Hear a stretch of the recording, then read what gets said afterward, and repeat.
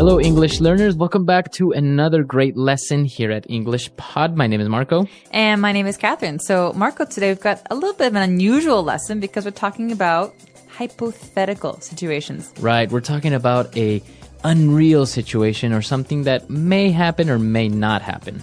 Okay, so you're going to hear all about this in today's dialogue. We're going to hear it a couple of times. When we come back, we'll be breaking it down for you so you know all about these great phrases and how to talk about not real situations with your friends.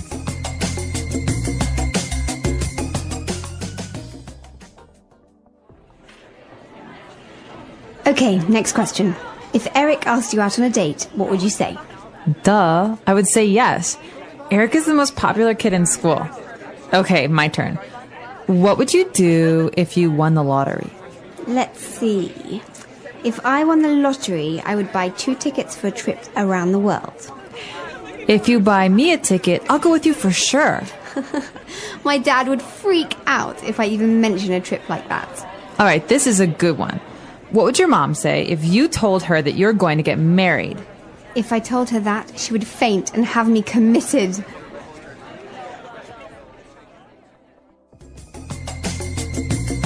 All right, so I think that was clear and, well, a very common situation. 2 teenage girls talking to each other about, boys and what would you do and da-da-da. Guys do this too, so don't just put this on the girls, okay? I don't think we do it like this, though. No, but it's actually a very popular game in the car to play. The what if game. The what if game, Yeah. Exactly. And that's exactly the topic that we want to talk about today is the structure what if, which is actually called a conditional. All right, so conditional because the result, the thing that happens, depends on something else. Exactly. So let's actually take a look at the words in today's language takeaway before we talk about all this grammar stuff. Language takeaway. Okay, so we'll start out with some basic words. They were talking about guys, and she said if Eric asked you out. Right? So to ask somebody out. Okay, so this might be a little bit strange because you think, okay, to ask is to ask a question. But to ask out, it's a fixed phrase. It's something you say. These 2 words go together, right? So I want to ask someone out. It means I want to invite someone on a date. On a romantic date, usually. So yeah, I want to ask him out to dinner, or he asked me out to the movies. Now, if I didn't want to ask somebody out on a romantic date, what verb would you use? I'd say you could invite someone out, but then again, it's always a little bit, you can say invite for someone if you're going to ask them on a date too. So Yeah. I'd say to ask out is always romantic, and to invite can be romantic or just friends. Okay, so to ask somebody out. Now, they were talking about other situations. Maybe they would go on a trip or something. And she said, my dad would freak out. This is a great phrase, and this is something that I used a lot when I was a teenager. The word freak out? Freak out. So the verb to freak out means to be really angry or upset, or, it could be a good thing or a bad thing. But usually when we're talking about our parents, it's a bad thing. It's a bad thing. So they get angry, they start yelling at you. Yeah, so Freak out. Freak out means like overreact. All right. And the last word that we have on language takeaway today is committed. Well, let's look at the whole phrase. He says, she would have me committed. So this is actually being done to someone. Now, we did look at this word before, but basically for marriage, right? To commit to somebody, to promise. Yeah, but to have someone committed means that you're going to send them away to maybe a mental institution. Exactly. So this means they have psychological problems, and someone else sends them to the hospital because they can't send themselves. Exactly. So it's always used to have someone committed, right? Right, because it's being done to them. They don't want it to happen. It's involuntary. Okay. So she had him committed. My mom's going to have me committed if I keep working 20 hours a day.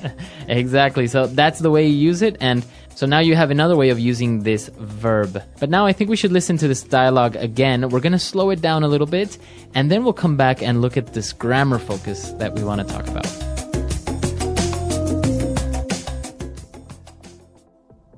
Okay, next question. If Eric asked you out on a date, what would you say? Duh, I would say yes. Eric is the most popular kid in school. Okay, my turn. What would you do if you won the lottery? Let's see.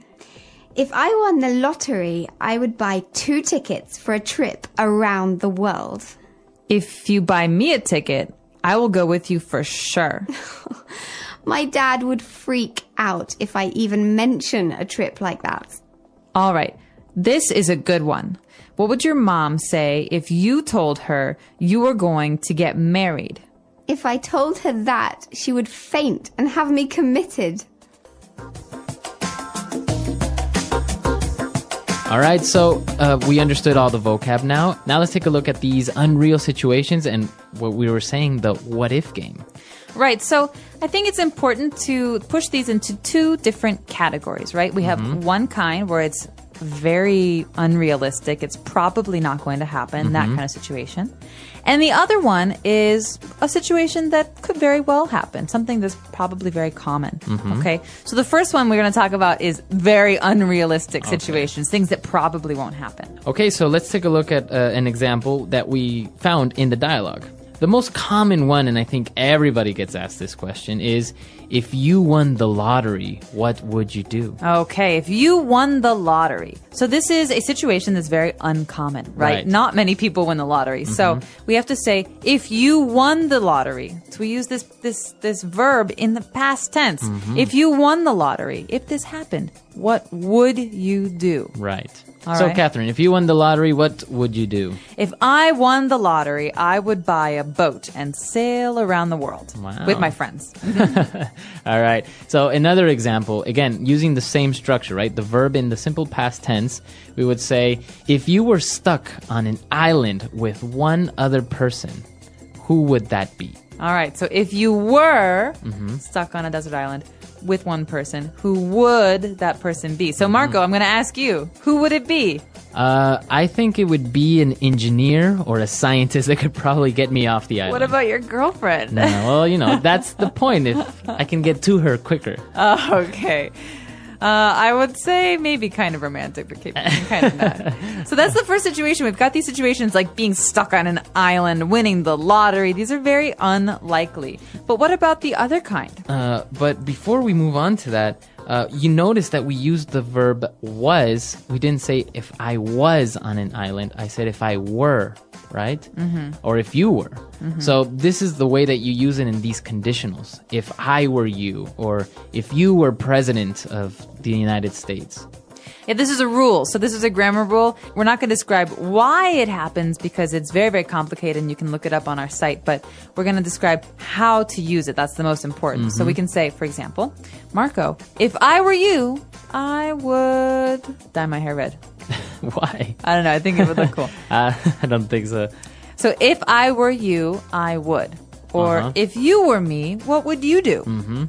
Exactly. So we always use it like this, right? If you're going to use this conditional, always use were for the subject, never was. Right. So you can tell. This is a very, very big grammar issue. A lot of English speakers make this mistake. Yes. Very many. So, but now you know that you shouldn't make this mistake and you can speak properly. All right. So now that we've seen these semi-unreal situations, let's move on to something that's a little bit more probable that it may happen. Right. So we've got these situations that are common or likely. For example, in this lesson, we hear, I will go with you for sure. So this is, if you buy me a ticket to travel, of course I will go with you. So if you buy, this is in the present tense. If you buy, then I will. Right. Right. So now you notice the difference. The verb is in the present, and then we use, instead of would, we use will. So again, I can say, if it rains tomorrow, I will stay home and watch TV all day. Okay, so think about this. Before we talked about going to desert islands. Now we're talking about rain and the weather. They're very, very different. The rain is very common. So we can say, if it rains tomorrow, I will need an umbrella. What about this? If we have lunch tomorrow, what will we eat? Okay, so we have lunch pretty much every day, right? Yeah, pretty much. So again, it's a situation that is very probable. So if we have lunch tomorrow, we will probably eat, I don't know, pasta. I don't know, pasta, I think. I'm Yeah. feeling like pasta tomorrow. Pasta, Yeah. some noodles. Yeah. All right, so Marco, let's take another listen to some of these phrases and try and figure out, while you're listening, which kind of conditional it is, first or the second. If it stops raining, we'll go for a walk later. Sounds good. But what if it doesn't stop? Then we'll just stay inside and watch a movie. Fine by me. If we watch something, I'd prefer a comedy. Same here. If I had more time, I'd watch comedies every day. Me too. But if you had the time, would you get bored of them? Maybe. You know, if I'd studied filmmaking, I might have tried writing a comedy script. That's interesting. If you ever decide to do it, let me know. Sure thing. By the way, if you hadn't reminded me, I would have forgotten my umbrella today. Good thing I did. If you get wet, you always catch a cold. True. And if I catch a cold, I'm miserable for days. Exactly why we should stay dry. Agreed. So, if the rain lets up, let's grab some snacks for the movie. Deal. And if there's popcorn, count me in. Very good. So we heard different examples, and the first conditional is the one that we mentioned is very probable, and the second conditional is the one that's not so probable. So they're very easy to distinguish. You don't really need to know the names, just know how to use them, right? Exactly. And so just remember, if you were me, what would you do? We've got these kind of pairs, these words that go together. And the other one is more common. It's if it rains tomorrow, I will bring an umbrella. Perfect. So why don't we listen to this dialogue for the last time, just to kind of reinforce everything, and then we'll come back and talk a little bit more.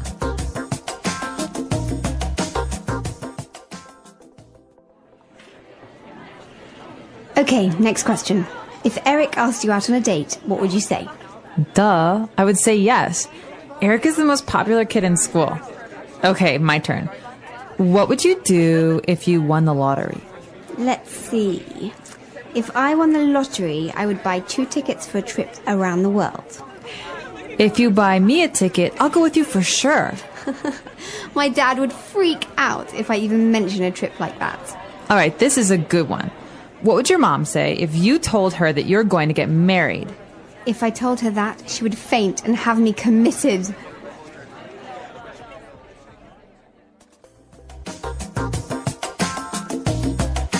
So, Marco, if we talk any more about grammar, someone's going to have me committed. It is a little bit difficult to talk about grammar, especially on a podcast, because it's such a difficult topic, and it's also kind of heavy, right?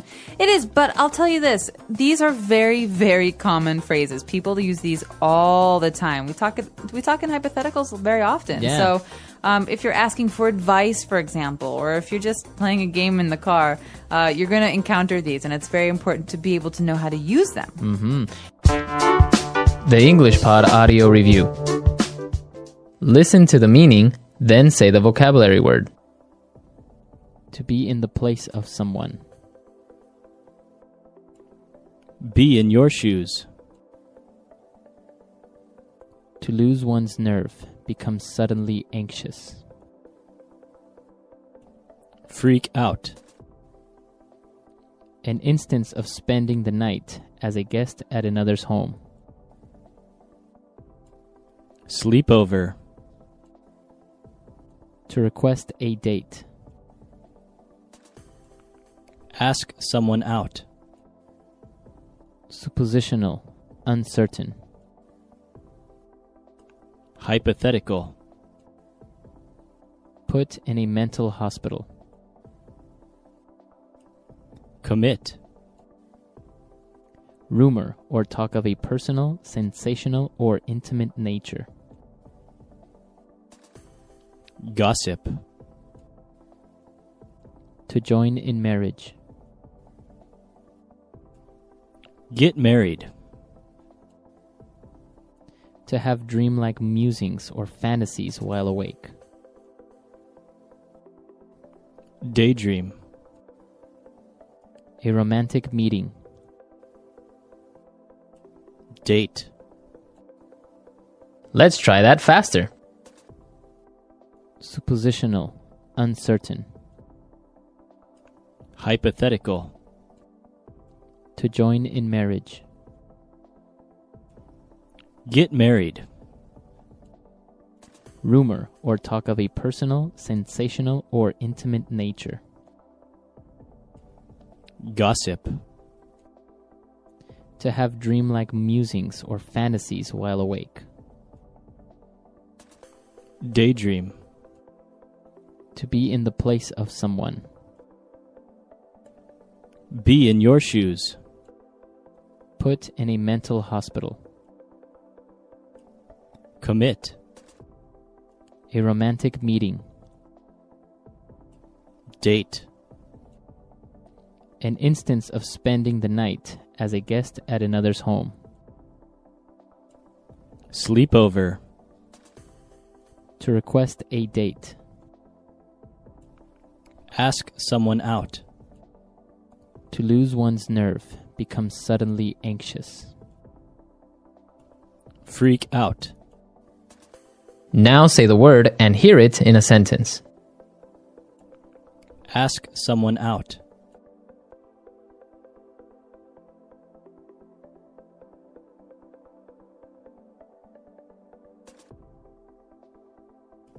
When asking someone out, choose your moment carefully and practice what you might say in advance so that you don't appear tongue-tied.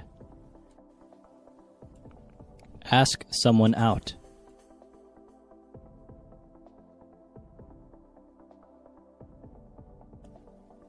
I heard you asked your new neighbor out on a date. Ask someone out.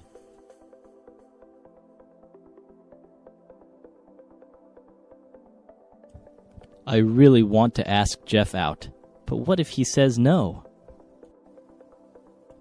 Freak out.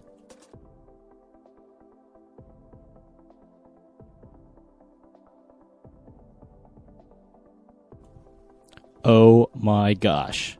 I'm going to meet Justin Timberlake. I'm totally freaking out. Freak out.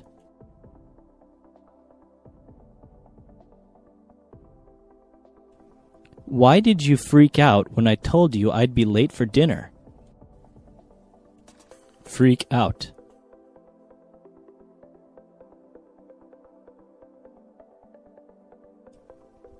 Don't freak out. We can solve this problem in 5 minutes. Commit.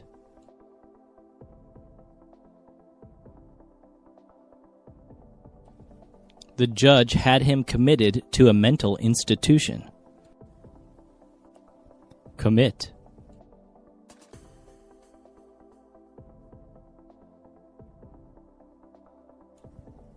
If you get committed to an asylum, can you eventually get out?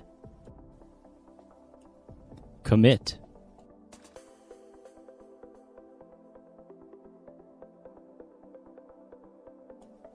He was committed to 50 hours of community service for his crimes.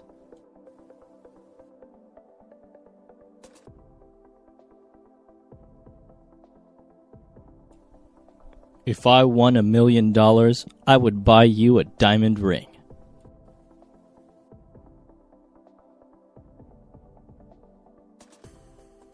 We wouldn't be so late if Nick drove faster.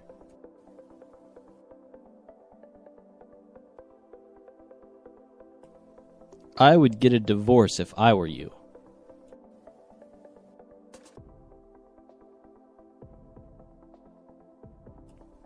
If it's sunny today, we will go to the park.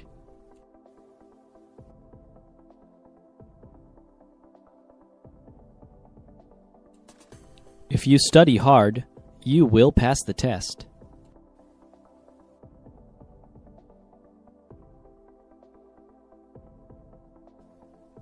Mary will be very sad if Joe leaves.